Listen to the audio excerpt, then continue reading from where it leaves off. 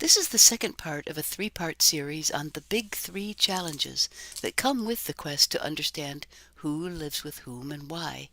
Three hard problems that are not easily addressed by standard statistical methods. Part 2. Nonlinear relationships. Species have nonlinear response to environmental factors and nonlinear relationships to each other. Nonlinear responses to environmental factors are nearly universal. This is what linear responses of species abundance to a single environmental gradient would look like.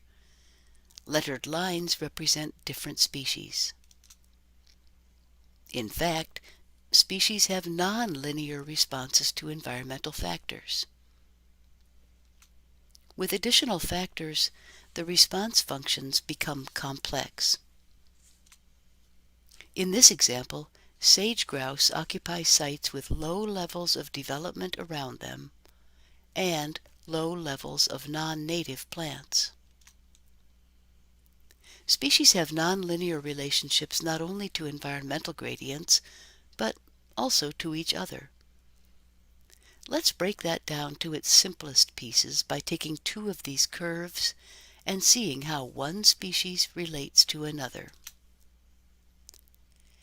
Take two species that are closely associated and have similar environmental tolerances. A scatter plot of one species against the other, 2D species space, shows a loop. What happened to the strong association? What happens if you take two species that are mostly separate on the environmental gradient, negatively associated? The points mostly lie on the axes. This contributes to the dust bunny challenge that was described in part 1 of this series. It doesn't matter which species you pair up, none of them show straight line relationships to each other. What to do? Many analysts and authors choose to ignore the problem, but flexible, non-parametric methods approach the problem with an open mind, readily accepting nonlinear relationships as a fact of life.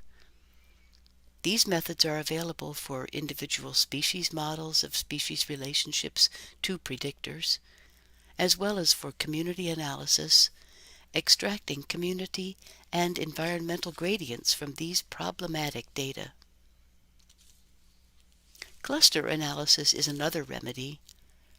Because it forms groups rather than trying to arrange items on gradients, it is inherently adaptable to a wide range of data structures.